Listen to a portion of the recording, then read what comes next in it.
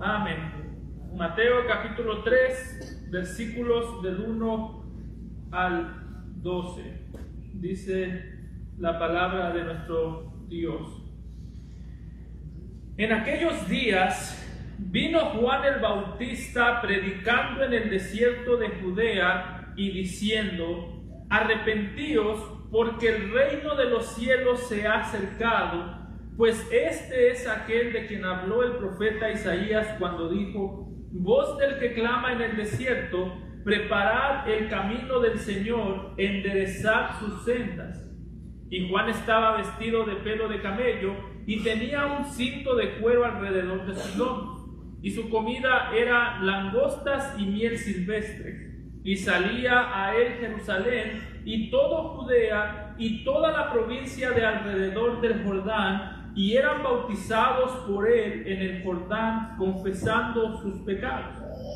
Al ver él que muchos de los fariseos y de los saduceos venían a su bautismo, les decía: generación de víboras, ¿quién os enseñó a huir de la ira venidera? Haced pues frutos dignos de arrepentimiento, y no penséis decir dentro de vosotros mismos: a Abraham tenemos por padre, porque yo os digo que Dios puede levantar hijos a Abraham aún de estas piedras. Y ya también el hacha está puesta a la raíz de los árboles. Por tanto, todo árbol que no da buen fruto es cortado y echado en el fuego. Yo a la verdad os bautizo en agua para arrepentimiento, pero el que viene tras mí, cuyo calzado yo no soy digno de llevar, es más poderoso que yo. Él os bautizará en Espíritu Santo y fuego.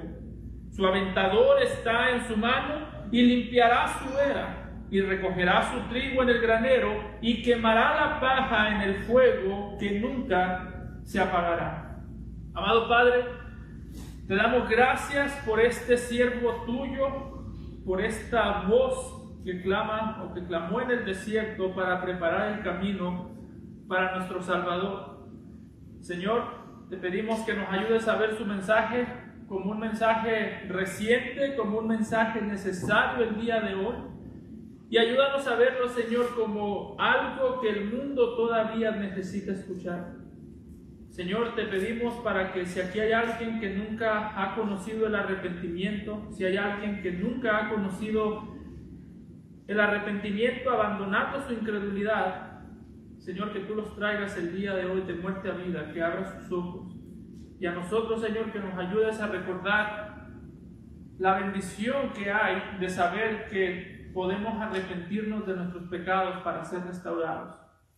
Señor, te lo pedimos. Pon en nuestros corazones sabiduría, pon en nuestros corazones entendimiento para entender lo que este profeta fiel predicó, y pon en nuestros labios ese mismo mensaje, Señor. Te lo pedimos en Cristo Jesús. Amén. Pueden tomar asiento, hermano. Cuando nosotros llegamos al capítulo 3 de Mateo, una de las cosas que debemos entender o que es necesario tomar en cuenta es que entre el capítulo 2 y el capítulo 3 realmente ya nos encontramos en un contexto totalmente distinto al que estábamos la semana pasada. Si usted recuerda, la semana pasada lo último que vimos fue al Señor Jesucristo como un bebé. Vimos la manera en la que el Señor Jesucristo fue llevado a Egipto, fue traído de vuelta a la nación de Israel. Sin embargo, para el punto en el que nos encontramos en este momento, el pasaje pasa a demostrarnos a Cristo como un bebé para enfatizar al profeta del Señor Jesucristo como un adulto. Sabemos por Lucas 3:23 que para este punto lo más probable es que ya han pasado aproximadamente 28 años, han pasado aproximadamente 30 años de que el Señor Jesucristo nació, de 30 años desde que Juan el Bautista nació. Así que para este punto el texto pasa a demostrarnos a un Jesús bebé para comenzar a prepararnos el escenario y mostrarnos a Jesús ya hecho un adulto y su enseñanza. Algo que nosotros vamos a ver a lo largo del Evangelio de Mateo es que para Mateo era muy importante que nosotros viésemos el ministerio de Juan el Bautista y el ministerio de Jesús como algo que iban de la mano. De hecho, si usted mira a lo largo de las Escrituras, algo que usted va a notar es que casi siempre el ministerio de los reyes más fieles siempre fue acompañado o siempre fue de la mano de los profetas más fieles. Piense por un momento en David. Ya nos ha dicho Mateo aquí que Jesús era un descendiente de David, y algo que nosotros podemos ver en la Escritura es que el ministerio de David, el rey conforme al corazón de Dios, fue de la mano del ministerio de Samuel. Piénsalo de esta manera: antes de que llegara David, llegó Samuel. Antes de que David reinara, Samuel profetizó, y algo muy similar está haciendo aquí en Mateo, presentándonos que antes de que llegara Jesús, antes de que apareciese en escena Jesús, apareció el profeta, precisamente porque la respuesta que alguien le da a la palabra del profeta dice mucho de la respuesta que le dará al rey del que habla el profeta. Présteme mucha atención aquí, hermano. Para los judíos, saber cómo el rey iba a ser recibido, tenía mucho que ver con entender cómo el profeta del rey era recibido. Para nosotros, la pregunta o la manera en la que esto nos impacta a nosotros, la manera en la que nosotros podemos saber cómo una persona responde al rey, a Jesús, tiene mucho que ver con cómo esa persona responde a las palabras proféticas que hablan del rey. Piénselo de esta manera. Si usted el día de hoy va aquí afuera y le pregunta a las personas ¿qué creen acerca del Señor Jesucristo? O si usted va allá afuera y le pregunta a alguien, a las personas, ¿tú crees que el Señor Jesucristo era un buen hombre? Todo el mundo va a decir que sí. Todo el mundo se quiere identificar con Jesús. La pregunta no solamente es si se quieren identificar con Jesús, sino cómo responden a las palabras proféticas habladas acerca de Jesús. No se puede responder al rey si se rechaza a su profeta. Y es lo que vamos a ver aquí.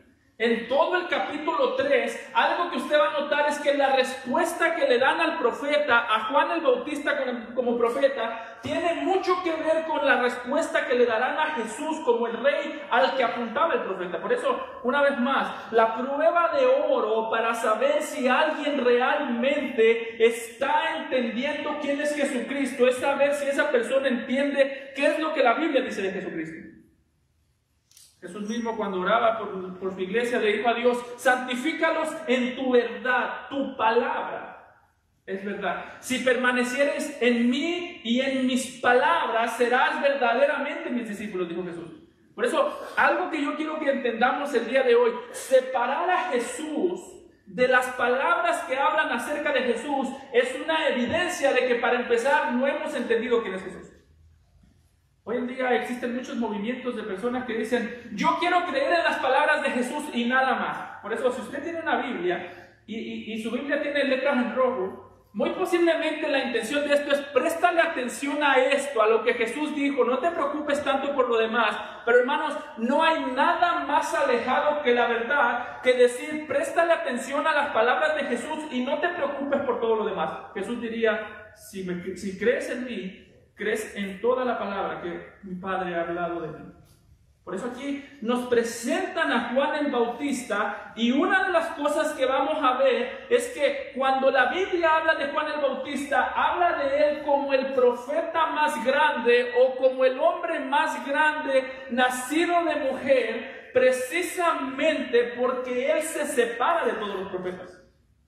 Jesús mismo dijo en Mateo 11:11: de cierto os digo, entre los que nacen de mujer no se ha levantado otro mayor que Juan el Bautista, pero el más pequeño en el reino de los cielos mayor es que él. ¿Qué está diciendo Jesús? Jesús está diciendo: la razón por la que Juan el Bautista es el más grande nacido de mujer, o la razón por la que Juan el Bautista es el profeta más grande, es porque la diferencia entre los profetas del pasado La diferencia entre los profetas del Antiguo Testamento y Juan el Bautista es que los profetas del pasado dijeron o hablaron acerca de un rey que habría de venir, mientras que Juan el Bautista es el único que pudo decir que el rey ya estaba aquí. Por eso, en un gran sentido, Mateo hace mucho énfasis en Juan el Bautista, porque la manera en la que la gente reaccionaba a su ministerio decía mucho de la manera en la que reaccionarían ante Jesús. ¿Y tú que estás aquí? Si no has creído en Cristo, la manera en la que tú reaccionas hacia el ministerio de la palabra, la manera en la que tú reaccionas a la predicación de la palabra, dice mucho de la manera en la que tú ves a Jesús ante tus propios ojos. Es que a mí me gusta Jesús, pero hay partes de la Biblia que no me gustan. Eso se traduce es que yo odio a Jesús. Es que hay partes de la Biblia que son muy duras, por eso a mí me gusta más las palabras de Cristo. Eso se traduce a que no tienes ni la menor idea quién es el Señor Jesucristo. El día de hoy, una vez más quiero decirlo, hay muchas personas que sí dicen, es que las palabras de Jesús son amor, pero el Antiguo Testamento es odio. Esa es una señal de que esa persona no tiene ni la menor idea quién es Jesucristo, no tiene ni la menor idea quién es Dios, y no tiene ni la menor idea de qué tan grave es su pecado.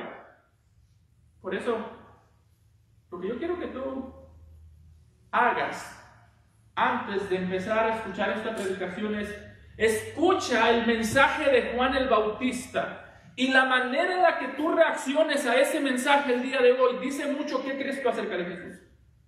Escucha este mensaje de Juan el Bautista, sus palabras, sus exhortaciones, su llamado al arrepentimiento, y si en algún momento de estas palabras de Juan el Bautista tú te encuentras justificándote a ti mismo, tratando de quitarte culpas de ti mismo, tratando de decir de ti mismo o tratando de justificar tu pecado, ten mucho cuidado. Si escuchamos a Juan el Bautista decir, arrepiéntanse, y tú dices, no, pero es que en mi caso es diferente. Y eso es lo que más nos encanta a nosotros decir. Sí, el arrepentimiento es necesario, pero es que mi pecado es distinto, porque es que las circunstancias me llevan a pecar. No. Si tú te encuentras haciendo eso, ten mucho cuidado, porque tu alma está en un punto muy peligroso. Si tú te encuentras diciendo, cuando se escucha hablar de un pecado, tú te encuentras diciendo, pero es que en mi caso no es que yo pequé, es que me hicieron pecar, por tanto no es que me tengo que arrepentir, es que la gente tiene que cambiar. Ten mucho cuidado. Casados, es que en mi caso mi esposa, mujeres, es que en mi caso mi esposo, pastor, ten mucho cuidado, porque el día del juicio tu esposo no estará al lado de ti.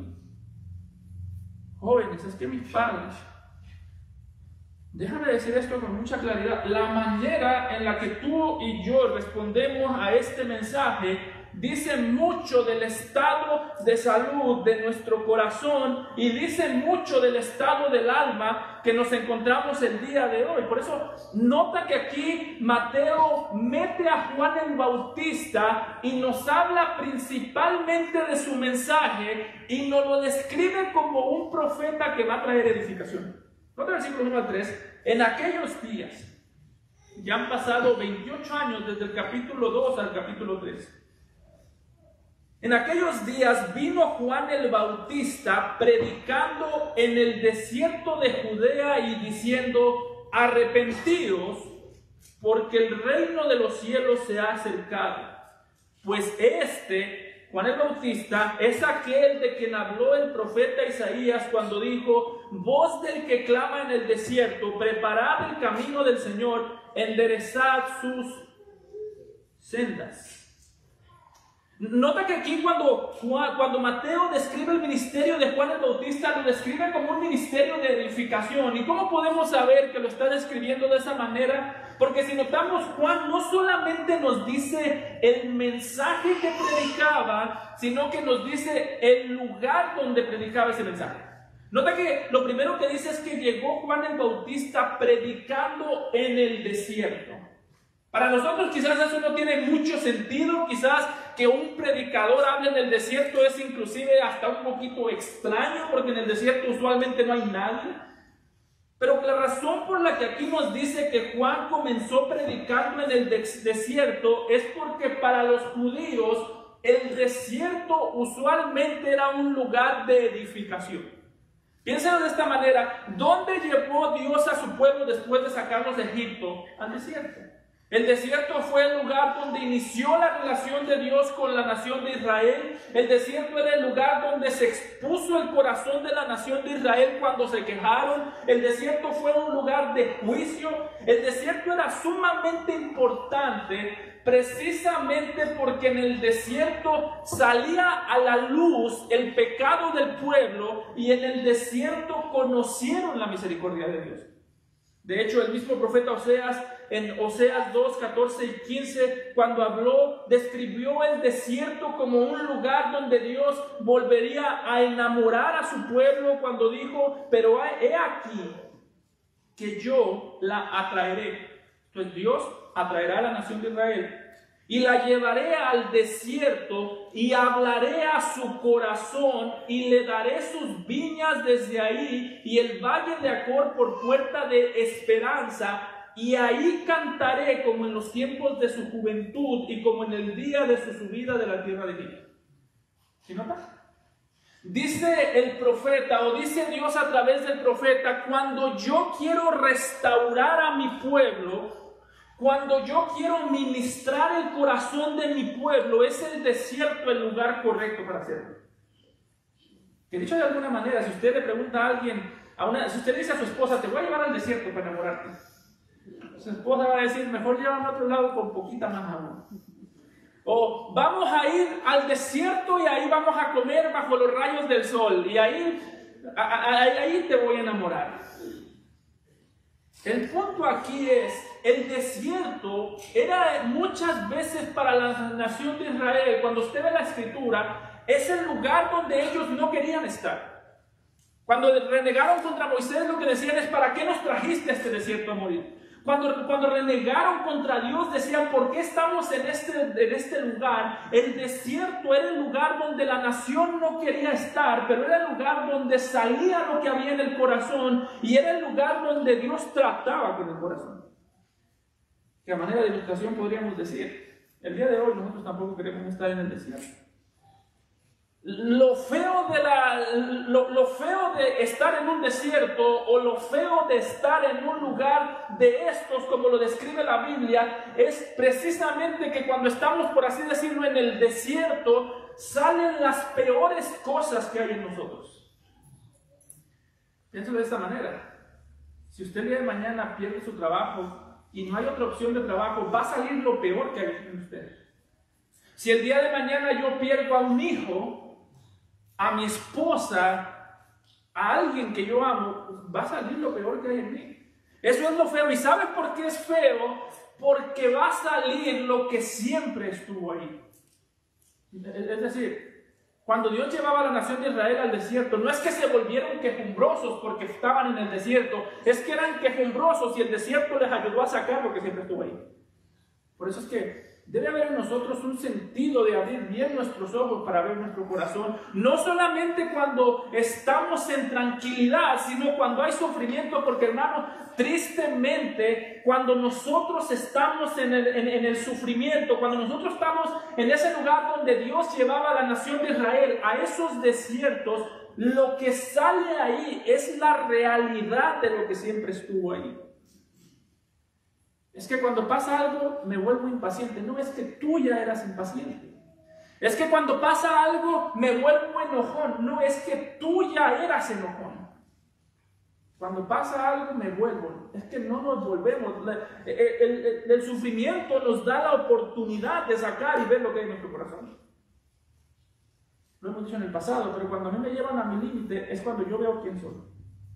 Cuando a mí me llevan al lugar donde yo no quiero estar, cuando yo estoy experimentando la desesperación que yo no quiero sentir, es donde ahí yo debo decir: Señor, esto y nada más que esto yo soy. Si dices mentiras por algo, en alguna situación, es que eres mentiroso. Es bien curioso cómo a nosotros nos gusta decir: no, yo no soy mentiroso, solo que a veces he hecho mentiras. Si sale es porque estuvo ahí. El desierto no era el lugar preferido de la nación, era el lugar donde salía lo horrible, pero también era el lugar donde se conocía la gracia. Y ese es el punto de aquí. Así como Dios llevaba a la nación de Israel al desierto para él trabajar con su corazón, así mismo Mateo nos dice que Juan el Bautista comenzó a ministrar en el desierto como un recordatorio de que la función principal de Juan era hablar al corazón. De hecho, es interesante que el pasaje paralelo en Lucas 1:16 describe a Juan como un profeta que está tratando con los corazones de la nación de Israel cuando dice de Juan el Bautista que irá delante de él con el espíritu y el poder de Elías. Escuchen, este es el ministerio de Juan. Y esto es lo que Juan estaba haciendo en el desierto, para hacer volver los corazones de los padres a los hijos y de los rebeldes a la prudencia de los justos, para preparar al Señor un pueblo bien dispuesto. Dice Lucas, el ministerio de Juan el Bautista, la manera en la que Juan el Bautista preparaba el camino para el Señor, no era preparando el camino para que él ministrase a la nación de Israel, sino para que él ministrase al corazón de la nación de Israel. Que dicho sea de paso, note cómo dice, para preparar al Señor un pueblo bien dispuesto. La preparación para el Señor comienza en el corazón y por eso mandó este profeta. La salud del corazón, podríamos decir, depende de cómo tú recibes la palabra hablada en nombre del rey, hablada en nombre de este profeta. Por eso, la motivación que tú tengas para estar aquí el día de hoy dice mucho de dónde está tu corazón. La atención que tú prestes a lo que estamos haciendo aquí, porque dice Lucas, su trabajo fue hablar a los corazones, porque para recibir lo que proviene de Dios, lo primero que sucede es que el corazón se pone dispuesto y por eso en ese sentido la preparación que tú y yo tenemos para estar en este lugar dice mucho de la salud espiritual de nuestro corazón. No existe tal cosa como corazones neutros.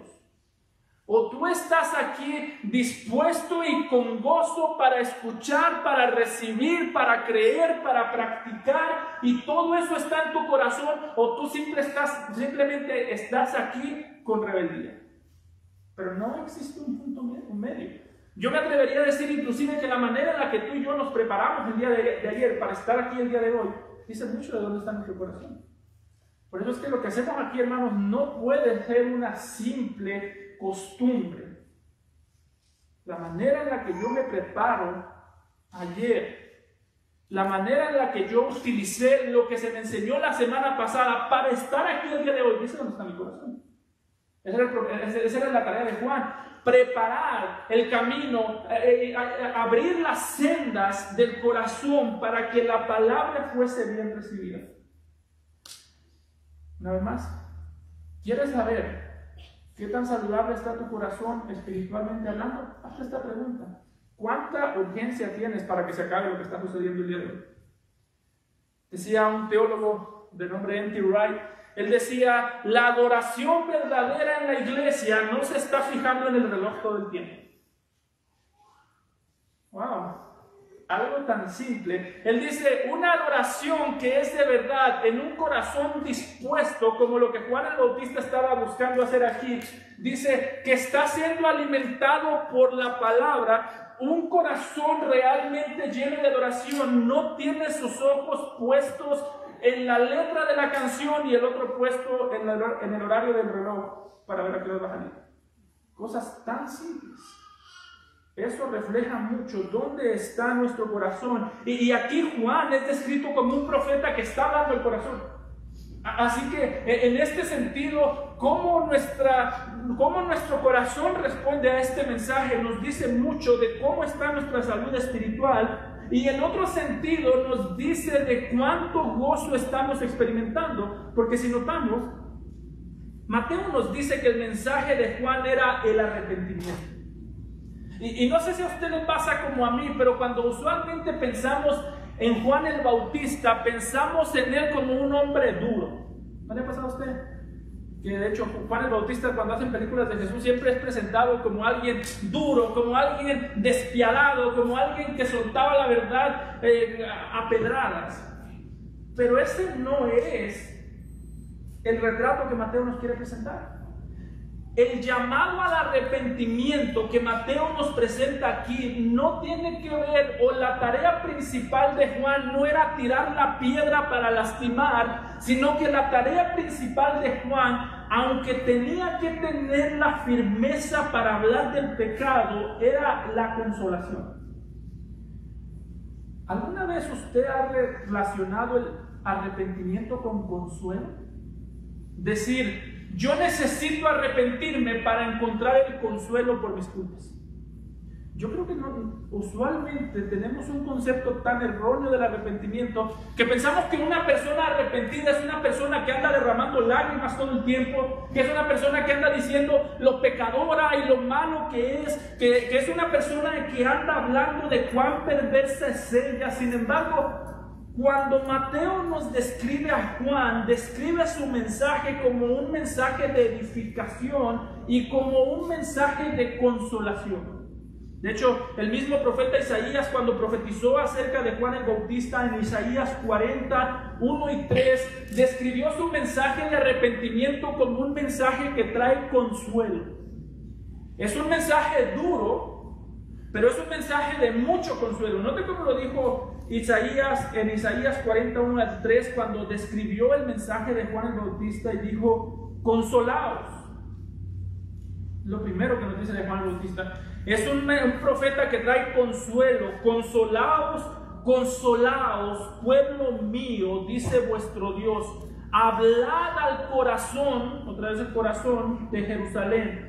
Decidle a voces que su tiempo es ya cumplido, que su pecado es perdonado, que doble ha recibido la mano de Jehová por todos sus pecados. Voz que clama en el desierto: preparad el camino a Jehová, enderezad calzada en la soledad a nuestro Dios. Si nota, cuando Mateo cita este pasaje para describir a Juan el Bautista, lo que nos quiere decir es que el mensaje de arrepentimiento es duro. Hay mucha firmeza, pero el mensaje de arrepentimiento es el único consuelo que podemos tener. Por eso, hermanos, algo que debemos recordar: Juan el Bautista sí era un profeta muy duro. Era un profeta que, vamos a ver más adelante, les dijo generación de víboras. Era un profeta tan firme que fue y se paró delante de un rey para reprenderlo, para exhortarlo. Fue un profeta tan fiel que terminó perdiendo la cabeza, pero nunca fue un profeta que buscó ser ofensivo. Hay una diferencia. Decir, la verdad ofende, y yo ofendo con la verdad. Son dos cosas muy distintas.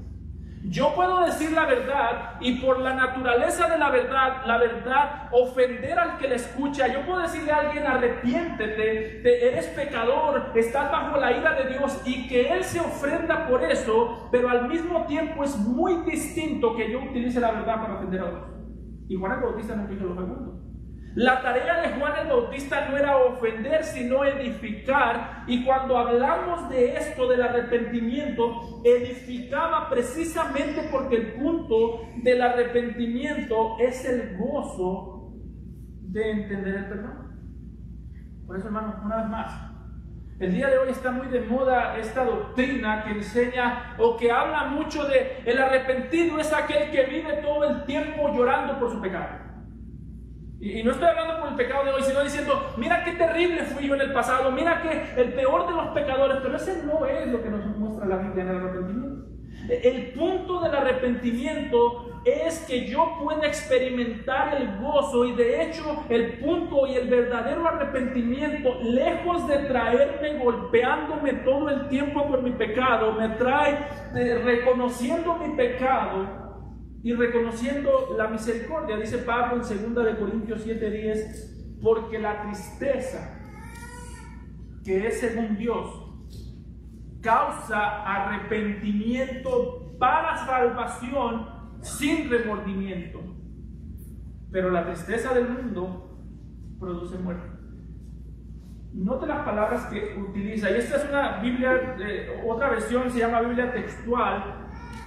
Es posiblemente lo más cercano que existe al lenguaje original, porque la tristeza que es según Dios causa arrepentimiento para salvación sin remordimiento. Lo que está diciendo Pablo y lo que está diciendo Mateo a través de Juan el Bautista es la evidencia de que tú y yo estamos entendiendo lo que es el arrepentimiento. No es que vamos por la vida hablando de lo malo que somos nosotros, sino que vamos por la vida hablando de lo bueno que es la misericordia de Dios. El arrepentimiento no se trata de decir yo soy lo peor, yo soy lo que usted quiera. No se trata de eso. De hecho, yo te diría que entre tú más hablas de ti, más posibilidades tienes de no arrepentirte. Porque el arrepentimiento no me hace recordar cuán malo soy yo, me hace recordar cuán bueno es Él. Cristo no murió en la cruz para que tú sepas cuán malo eres tú, eso ya se sabe. Cristo murió en la cruz para que tú sepas cuán bueno y misericordioso es Él. Por tanto, vivir hablando del arrepentimiento, vivir pensando que el arrepentimiento se trata puramente de hablar todo el tiempo de lo perverso que soy, es simple y sencillamente creer otro evangelio que no tiene nada que ver con el evangelio del Señor Jesucristo. ¿Tú crees, hermano, que Jesús tenía que morir en la cruz para que tú dijeras yo soy lo peor? No había necesidad que muriera Él, ya sabemos. Que dicho sea de paso, aún en eso nosotros tenemos una doble moral. ¿Por qué? Porque cuántas veces nos decimos, yo soy lo peor, pero trátenme como si yo fuera lo mejor. Yo soy no sé, yo soy el peor de los pecadores, pero hay de aquel que insinúe que yo soy un pecador. Yo puedo decir que yo soy un pecador, tú no. Ese no es el punto del mensaje de Juan. El punto sí es cierto, el arrepentimiento muchas veces trae lágrimas, el arrepentimiento muchas veces trae dolor, pero el arrepentimiento no tiene el propósito de que vivamos todo el tiempo en las lágrimas y en el dolor. Debemos reconocer que somos pobres, dice Jesús más adelante, bienaventurados los pobres en espíritu, pero al mismo tiempo no debemos quedarnos meditando solamente en lo que somos, sino en lo que se nos ha dado. Por eso, una vez más, entre tú más meditas en ti, menos posibilidades tienes de crecer. Entre tú más piensas, no es que yo no me merezco nada, mi hermano, ya sabemos. La pregunta no es si sabes si no te mereces nada. La pregunta es si aprecias lo que se te ha dado. Si confesamos nuestras faltas, Él es fiel y justo para perdonar nuestros pecados y limpiarnos de toda maldad. La meta no es decir yo soy muy malo. La meta es decir Él es muy bueno y por eso me perfecciona. Por eso, hermanos, cuando nosotros pensemos en este mensaje de Juan, recuerda, el arrepentimiento no tiene el propósito de que te centres en ti mismo. El arrepentimiento tiene el propósito de darte el consuelo a través de la gracia y la misericordia del Señor Jesucristo. Lo mismo que dijo Nehemías en Nehemías 8:10, cuando predicaron la palabra al pueblo, vino arrepentimiento al pueblo, el pueblo estaba llorando por su pecado. Y note que les dijo Nehemías al pueblo. El pueblo llorando, el pueblo quebrantado, lleno de dolor, lleno de cierta angustia de ver lo grave de su pecado. Y les dijo, no os entristezcáis. No les dijo, ustedes que son la escoria de la vida, o ustedes que son unas basuras. No. No os entristezcáis porque el gozo de Jehová es vuestra fuerza. Está diciendo, no les predicamos la palabra para que sufran. Es cierto, la palabra nos lastimó. Es cierto, la palabra hizo que ustedes sufran, pero esa no es la única labor. La evidencia, escúchame bien, ¿cómo sabes tú que estás arrepintiéndote genuinamente de tus pecados? La evidencia de que tú y yo realmente estamos entendiendo y arrepintiéndonos genuinamente de nuestro pecado es que nuestro llanto por el pecado es convertido en gozo por su gracia.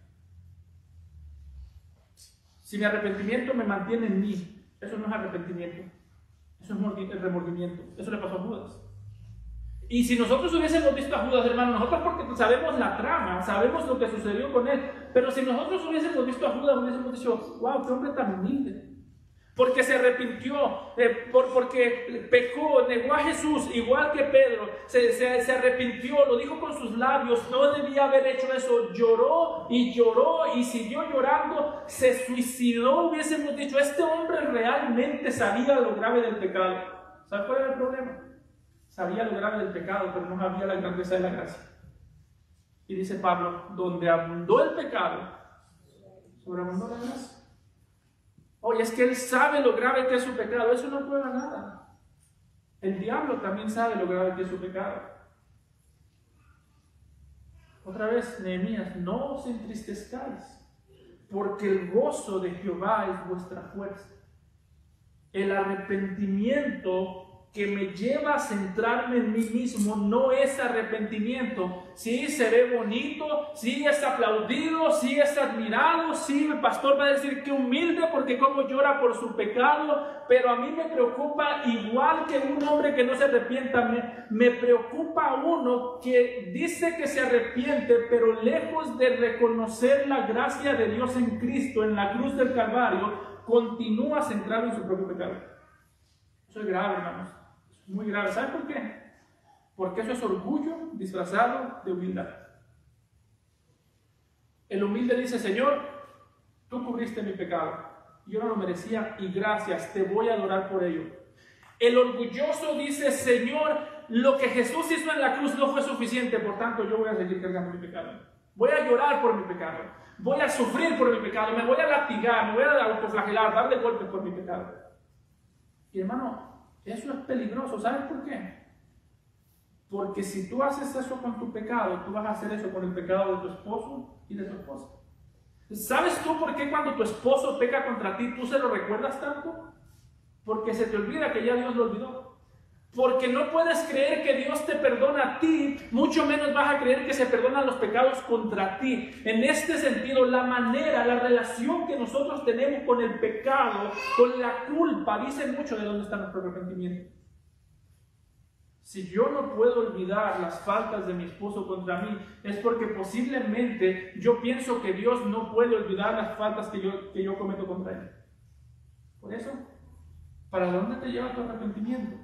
Puedes decir, como dijo Nehemías, no os entristezcáis. Sí, Señor, pequé, confieso mi pecado, confieso mi maldad, líbrame, límpiame, como dijo David, aléjame del pecado, pero Señor, me gozo en que mi identidad, mi salvación está segura por la cruz del Calvario, no por mis esfuerzos de arrepentimiento. ¿Sí te das cuenta por qué el mensaje de Juan traía tanto consuelo?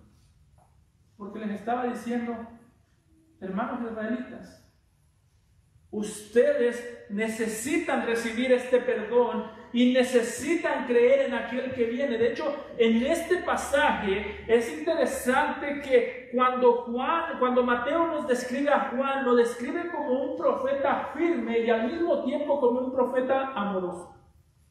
Las dos cosas no estaban peleadas.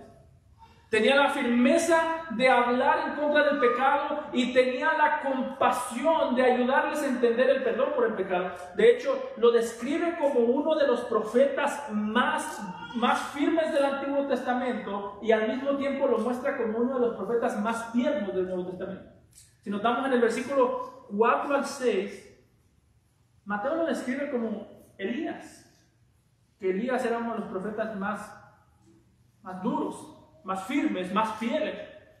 Nota cómo lo dice. Y Juan estaba vestido de pelo de camello, la misma vestimenta de Elías en 2 de Reyes 1:8.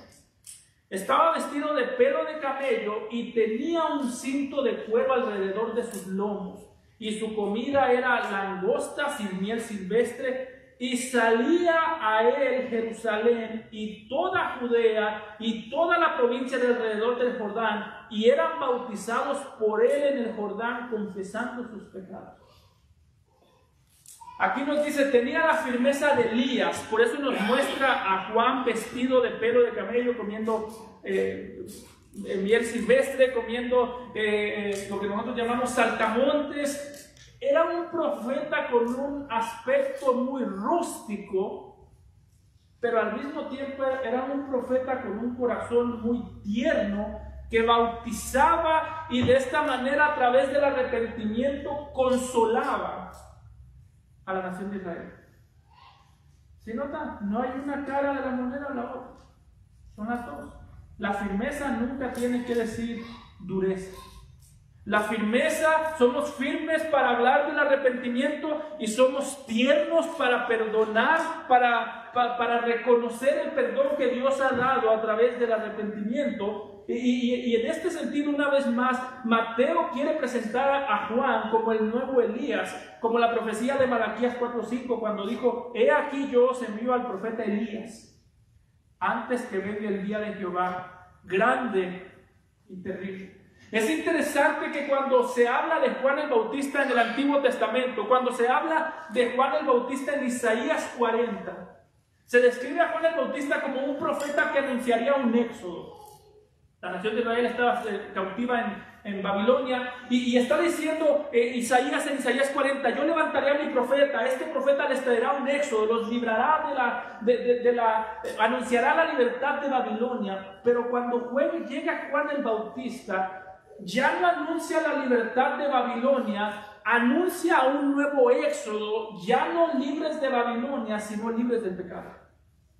Por eso es que en el pasaje paralelo de Juan, cuando Juan el Bautista vio a Jesús, dijo: he aquí el Cordero de Dios que quita el pecado del mundo. Está diciendo: aquí hay un éxodo mucho más grande, ya no a través de un cordero, de un animal, sino a través de una cruz. Por eso, si tú estás aquí más creído en Cristo, tú tienes que pasar por la cruz antes de pasar a la libertad. ¿Y cómo es esto? Tienes que creer en Jesús como el Cordero de Dios que quita, hace a un lado, elimina el pecado, quita la culpa del mundo. Tu problema principal no es solamente que haces cosas malas. Tu problema principal es que tienes un corazón malo. A nosotros nos gusta pensar al revés. Que somos gente buena que de vez en cuando hace cosas malas. Y dicen: no, tú eres gente mala que de vez en cuando hace cosas buenas. Jesús mismo lo dice en el Sermón del Monte: vosotros, siendo malos, hacéis cosas, sabéis dar buenas dádivas. Pablo lo dice más claro todavía: no hay quien entienda, no hay quien busque a Dios, no hay bueno, no hay ni siquiera uno, no hay justo, no hay ni siquiera uno. El corazón es constantemente inclinado hacia el mal, dice Moisés en Génesis 6. Tu problema no es que haces cosas malas, tú haces cosas malas porque tú eres malo. Tu problema no es que te portaste mal, tu problema es que naciste mal. Tienes que creer en Cristo. De hecho, note que este es el punto del arrepentimiento sigue siendo el corazón. Vemos a un Juan el Bautista firme, vemos a un Juan el Bautista tierno con el pecador, pero firme contra el que se niega a arrepentirse. Note cómo dicen los versículos 7 al 8. Al ver él que muchos de los fariseos y de los saduceos venían a su bautismo, les decía: generación de víboras, ¿quién os enseñó a huir de la ira venidera? Haced pues frutos dignos de arrepentimiento. Versículo 9: y no penséis decir dentro de vosotros mismos: a Abraham tenemos por padre, porque yo os digo que Dios puede levantar hijos a Abraham aún de estas piedras. Note las palabras de Juan el Bautista. Si el día de mañana viniera alguien aquí, yo le digo: ¿qué está haciendo aquí, generación de víboras? Esta gente se va. Pero Juan el Bautista tenía las dos caras de la moneda. Cuando veía a un pecador quebrantado, compasión. Cuando veía a un pecador rebelde, firmeza. Y de hecho, las palabras que está utilizando Juan el Bautista son más duras de lo que parecen. No es que Juan el Bautista está comparando a los fariseos con unas víboras, es mucho peor que eso. La palabra generación viene de la misma palabra que se traduce como Génesis. Está diciendo génesis de víboras. ¿Y por qué les está diciendo génesis de víboras? Bueno, si usted recuerda, la primera vez que se nos habla de una serpiente es en Génesis para describir a Satanás. Y lo que está diciendo Juan a estos maestros de la ley, que usted puede estar 100% seguro que lo entendieron, es hijos de Satanás. Le está diciendo: el corazón de ustedes, generación de víboras, es el mismo corazón que habita en Satanás. Si tú no has creído en Cristo, ese es tu problema. Tu corazón late enamorado de Satanás. Y dirá: no, pero yo no soy satánico. Yo creo que sí. Satanás odia a Cristo. Si tú no crees en Cristo, tú odias a Cristo. Satanás ama el pecado. Si tú no crees en Cristo, tú amas el pecado. No es que pecas de vez en cuando, es que de vez en cuando no pecas. Mayormente estás pecando, amando pecado. El punto aquí de Juan el Bautista es recordarle a ellos su origen. Ustedes tienen su origen en Satanás. Los deseos de vuestro padre queréis hacer. Jesús lo dijo en Juan 8. Vosotros sois de vuestro padre el diablo. ¿Y cuál es el problema? ¿Por qué te pica el cuerpo cuando te exponen a la palabra? ¿Por qué la palabra se te hace tan aburrida? ¿Por qué la iglesia? ¿Por qué la Biblia se te hace tan aburrida? No, es que está escrita en un idioma muy difícil. No. Los deseos del corazón de vuestro padre el diablo queréis hacer. Y Juan les está diciendo a estos fariseos: el problema de ustedes es que el corazón de ustedes late en sintonía con el corazón de Satanás. Satanás odia a Dios, ustedes también. Satanás es un asesino, ustedes también. Satanás es un ladrón, ustedes también. Y el punto aquí de Mateo es presentarnos que la manera en la que el problema principal o la característica principal de un enemigo de Dios es un corazón sin arrepentir.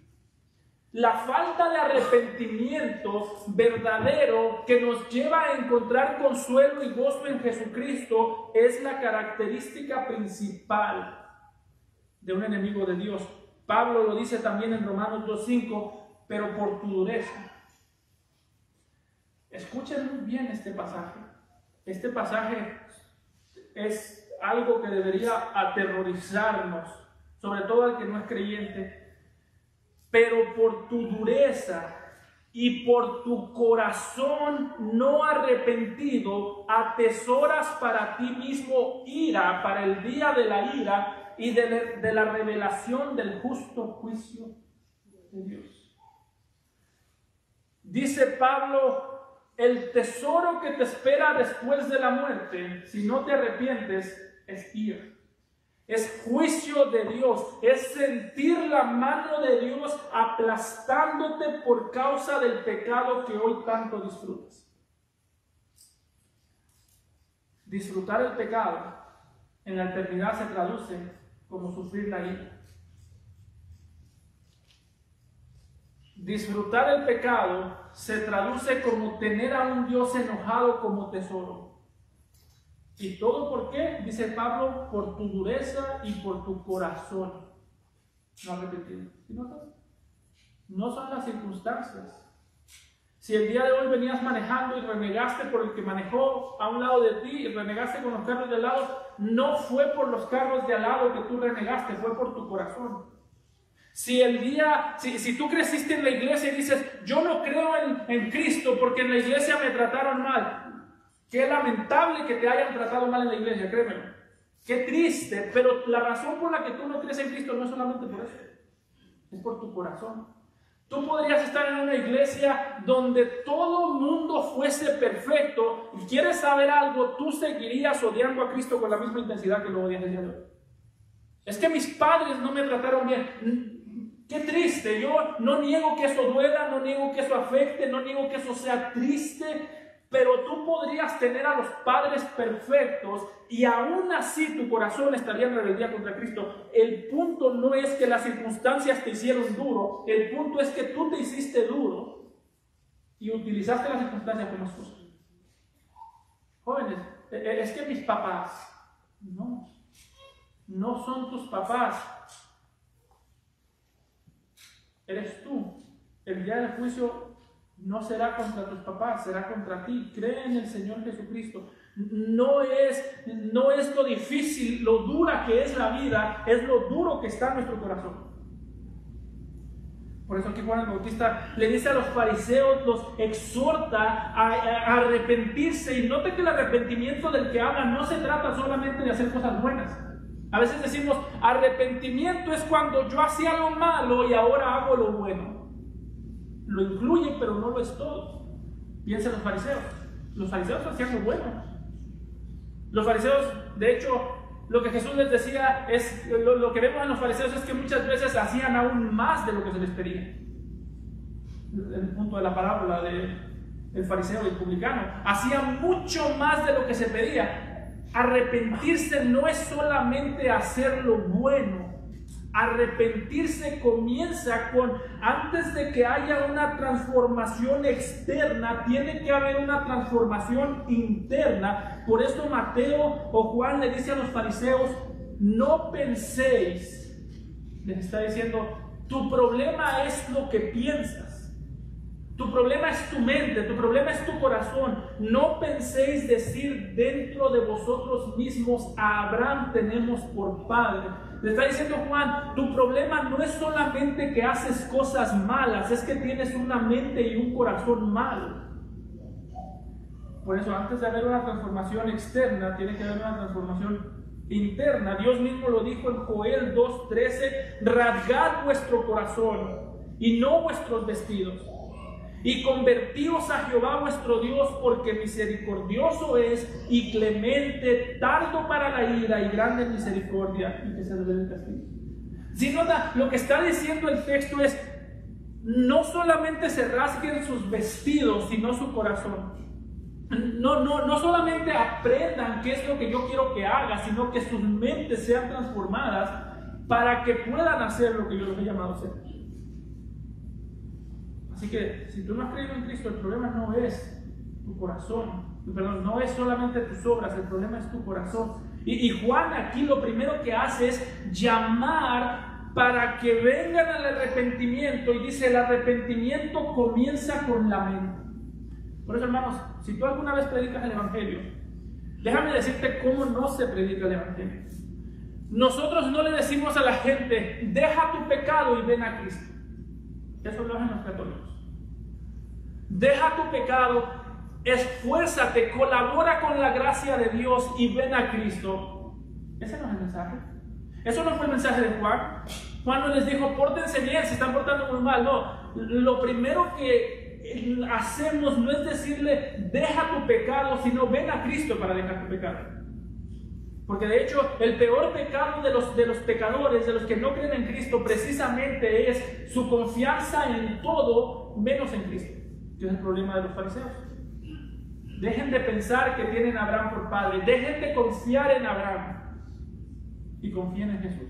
El problema principal del ser humano, o el pecado principal, el primer pecado del que el pecador se tiene que arrepentir para entrar al reino, es de su incredulidad. Jesús mismo lo dijo cuando habló del ministerio del Espíritu Santo en Juan 16, 8 y 9. Cuando habló del ministerio del Espíritu, dijo que cuando Él venga, convencerá al mundo de pecado, de justicia y de juicio. ¿Y qué quiere decir que los convencerá de pecado a los incrédulos? De pecado por cuanto no creen en mí. Está diciendo, lo primero que les enseñará es que tienen que creer en mí. No les enseñará a portarse bien primero, eso viene después. No les enseñará a obedecerme mis mandamientos primero, eso es necesario y viene después. Lo que está diciendo es el primer acto de arrepentimiento que hará el mundo cuando conozca el Espíritu Santo será abandonar su incredulidad. Y es la advertencia que Juan está haciendo a los judíos, a los fariseos. Les está diciendo, su problema es que confían en Abraham, confían en su linaje, tienen sangre de Abraham corriendo por sus venas, pero no tienen la fe de Abraham. Por eso, como les dice en el versículo 10, y ya también el hacha está puesta a la raíz de los árboles, por tanto, todo árbol que no da buen fruto es cortado y echado al fuego. Les está diciendo, mientras ustedes confíen en Abraham, ustedes no van a poder estar donde está Abraham. problema de los fariseos es que ellos decían, somos hijos de Abraham. La sangre de Abraham corre por nuestras venas, somos el linaje escogido de Dios, somos el pueblo escogido de Dios. ¿Y había verdad en eso? La nación de Israel es la nación escogida de Dios. Pero el punto es, ustedes comparten la nacionalidad, pero no comparten la salvación, porque como dice el apóstol Pablo en Gálatas 3:7, sabed por tanto que los que son de fe, estos son hijos de Abraham. De nada les servía tener la sangre de Abraham si no tenían la salvación que Dios le había dado a Abraham. De nada les servía ser hijos de la nación de Israel si no eran hijos de Dios por la fe en el Salvador de Israel. Por eso aquí Juan el Bautista describe a Jesús como el que separa todo. No sé cómo termina. Yo a la verdad los bautizo en agua para arrepentimiento, pero el que viene tras mí, cuyo calzado yo no soy digno de llevar, es más poderoso que yo. Él los bautizará en Espíritu Santo y fuego. Su aventador está en su mano y limpiará su era y recogerá su trigo en el granero y quemará la paja en fuego que nunca se apagará. Está diciendo, este Salvador que viene va a dividir todo. Yo los bautizo con agua, Él los bautiza con Espíritu Santo y fuego. Y aquí hay que tener cuidado, porque hay gente que dice, yo quiero que me bautice con fuego, no solo con el Espíritu Santo. Ten cuidado con eso. Cuando describe a Jesús bautizando con Espíritu Santo y fuego, no está diciendo que Jesús puede bautizarnos dos veces. Una con el Espíritu Santo y otra con fuego, así que tengo poder. No. Está diciendo que hay dos tipos de bautismo que hace Jesús. Está diciendo que Jesús es el que salva y Jesús es el que condena. Que dicho sea de paso, saquemos de nuestro vocabulario eso de que Dios no condena a nadie. El pecador se condena a sí mismo, no. Dios condena al pecador, Él es el juez. Eso es lo que quiere decir ser un juez. El pecador no se puede condenar a sí mismo porque no tiene esa autoridad, Dios la tiene. Y está diciendo que Jesús es el que salva y condena. Cuando habla de ser bautizados con el Espíritu Santo, se refiere precisamente a recibir el Espíritu Santo de parte del Señor Jesucristo como un sello de salvación. Pablo dice algo similar en 1 Corintios 12:13, cuando dice que Él nos dio a beber de un mismo Espíritu. Fuimos saciados, salvos, y se nos dio el Espíritu Santo. Y cuando habla de que Él bautizará en fuego, se refiere a que Él condenará y sumergirá al fuego a todo aquel que no crea en Él. Él o nos inunda con su Espíritu Santo y nos sacia, o nos inunda en la ira, en el fuego de su ira y nos destruye. Es por eso que da un ejemplo de una persona en un granero y dice que esta persona quemará la paja en fuego que nunca acabará. Es el mismo sentido de separará los corderos de los cabritos, el mismo sentido de separará el trigo de la cizaña y mandará la cizaña al fuego eterno, donde nunca se apaga. Pero el punto es, con Jesús no hay neutralidades. Tú no puedes ser simpatizante. Es que yo soy un cristiano simpatizante. Eso es ser un incrédulo. O tú recibes el Espíritu Santo por fe al creer en Él, o tú recibes la ira. ¿Y qué tengo que hacer para ser salvo? Cree en Él y serás salvo. ¿Y qué tengo que hacer para ir al infierno? Nada. No te preocupes. Vas por buen camino. Cree en Él y serás salvo. Amado Padre, Señor, te damos gracias